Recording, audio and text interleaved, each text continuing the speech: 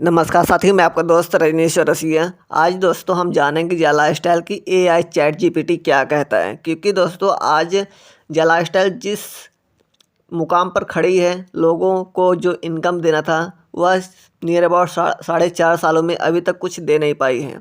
क्योंकि लोगों का उम्मीद था कि हमें जला स्टाइल बहुत सारे ड्रीम जो है पूरा कराएगी, लेकिन दोस्तों अभी तक ऐसा कुछ देखने को मिला नहीं है। आज दोस्तों देखा जाए तो जला स्टाइल जो जितने भी करोड़ों यूजर्स थे, आज दोस्तों वह 25% लोग आके रह गए हैं और 75% कहाँ गायब हो गए कुछ पता नहीं है। क्योंकि दोस्तों बहुत सारे ऐसे मेंबर हैं जो दूसरे जगह काम कर रहे हैं और जला स्टाइल को भूल चुके हैं। तो आज उन्हीं को बारे में बात करेंगे।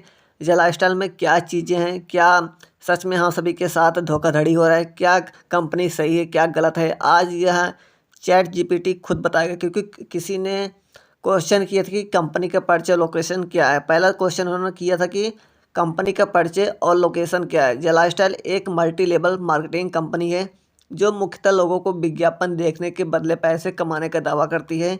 इसे यूके में पंजीकृत किए गए हैं और इसका संचालन भारत में भी होता है, जिसमें बंगलुरु यानी कर्नाटक में इसका कार्यालय है। इसके संस्थापक और मालिक स्पष्ट रूप से उजागर नहीं किए गए, जो इसे संदिग्ध बनाता है। यानी दोस्तों कंपनी इतनी बड़ी होने के बावजूद भी इसके कौन ओनर है, कौन ऑपरेट कर रहा है, अभी तक कुछ पता नहीं है। यानी कि इसको संदिग्ध माना गया है। तो यहाँ पर भी चैट जीपीटी कह रहा है कि आपको यहाँ पर सावधान हो जाना है। क्योंकि अगर इतनी बड़ी कंपनी है तो जो हमारा कार्यालय है और जो संस्थापक है और जो मालिक है उनको क्यों उजागर किए नहीं जा रहा है। क्योंकि अगर इतनी कंपनी में दम है तो अपना ओनर का नाम बताए, कौन ऑपरेट कर रहा है, कौन संचालित कर रहा है, ये सारी चीज़ें लोगों के सामने खुलकर बताए तो अच्छा लगेगा।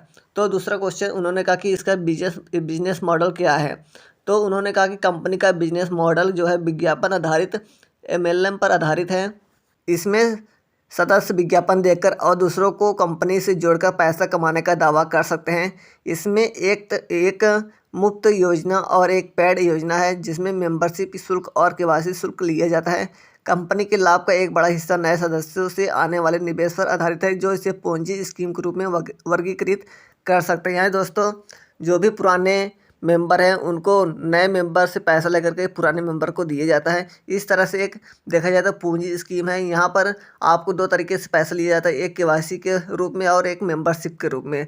तो दोस्तों यहाँ पर भी कंपनी ने बोला कि इस तरह से अगर काम की जाए तो ये एक पूंजी स्कीम के यानी कि मनी रोलिंग के हिसाब से काम किया जा रहा है। तो यहाँ पर आपको सावधान हो जाना है। तीसरा क्वेश्चन उन्होंने कहा कि सदस्यों का इनकम किस प्रकार दिया जाता है या लिया जाता है। तो उन्होंने कहा कि विज्ञापन आय, सदस्य हर दिन विज्ञापन देख करके यूरो कमा सकते हैं। रेफरल आय भी है, जो आप नए सदस्यों को जोड़कर कमीशन कमा सकते हैं। फिर उन्होंने आगे कहा कि केवाईसी शुल्क कैसे लिया जाता है। नए सदस्यों की केवाईसी करने के लिए 18 यूरो शुल्क लिया जाता है, जो नेटवर्क में घुमाया जाता है। यानी दोस्तों यहाँ पर जो आप देखा जाए तो कंपनी का जो केवाईसी फीस है वो 18 यूरो था, लेकिन कंपनी ने कुछ डिस्काउंट आपको कुछ ऑफ करके आपको 10 यूरो ही पेमेंट करना होता था। तो उन्होंने कहा कि यहाँ पर 18 यूरो शुल्क लिया जाता है। तो इन्होंने कहा कि इनका प्लान का मुख्य फोकस नए सदस्यों को जोड़ने पर, जो इसे अस्थायी रूप से चलाना कठिन बनाता है। फिर उन्होंने चौथा क्वेश्चन पूछा कि संभावित घोटाले के संकेत क्या हैं इसके। कंपनी के मालिक और संचालन प्रक्रिया पारदर्शी नहीं है। यानी दोस्तों जो कंपनी के मालिक है और जो संचालित यानी जो ऑपरेट करता है, यह खुल के बताया नहीं गया है इस चीज़ के बारे में। ठीक है, इसको छुपाया गया है। केवाईसी और मेंबरशिप शुल्क से आय का बड़ा हिस्सा आता है। विज्ञापन आधारित एमएलएम मॉडल लंबे समय तक अस्थायी नहीं होते। यानी दोस्तों जितने भी विज्ञापन कंपनियां आई है, जो आपको बताया गया है कि आपको एड देख करके पैसे कमाया जाएगा, वो अभी तक टिक नहीं पाई है। ऐसे में 2-3 साल चला है और कंपनी वो बंद हो चुकी है। तो ऐसे मॉडल जो है सक्सेस आज तक नहीं हुए हैं। कई विशेषज्ञ इसे एक पूंजी स्कीम मानते हैं, जहां पुराने सदस्यों को नए सदस्यों के पैसे से भुगतान किया जाता है। जैसे मैंने अभी पिछली बार बताया था कि नए लोग से पैसे लेकर के पुराने सदस्यों को पैसे यहाँ पर दिया जाता है। तो पांचवा क्वेश्चन उन्होंने कहा कि भारत में इसका क्या प्रभाव है। तो उन्होंने कहा कि जला स्टाइल का भारत में कोई स्पष्ट सरकारी समर्थन नहीं है। यानी दोस्तों जला स्टाइल का जो कंपनी है, भारत सरकार की तरफ कोई भी इसकी समर्थन नहीं है। हालांकि कुछ लोग इसे प्रमोट कर सकते हैं, लेकिन इसे सरकार द्वारा प्रमाणित नहीं किए गए हैं। यानी दोस्तों हमारे जो डॉक्यूमेंट थे सारे फर्जी थे, कहीं पर भी भारत सरकार द्वारा प्रमाणित नहीं किए गए हैं। निष्कर्ष यही निकलता है कि जला स्टाइल एक संदिग्ध कंपनी है जिसका मॉडल दीर्घकालिक रूप से अस्थायी नहीं है। इसमें निवेश करने से पहले सावधानी बरतें क्योंकि इसमें पूंजी स्कीम के संकेत मिलते हैं।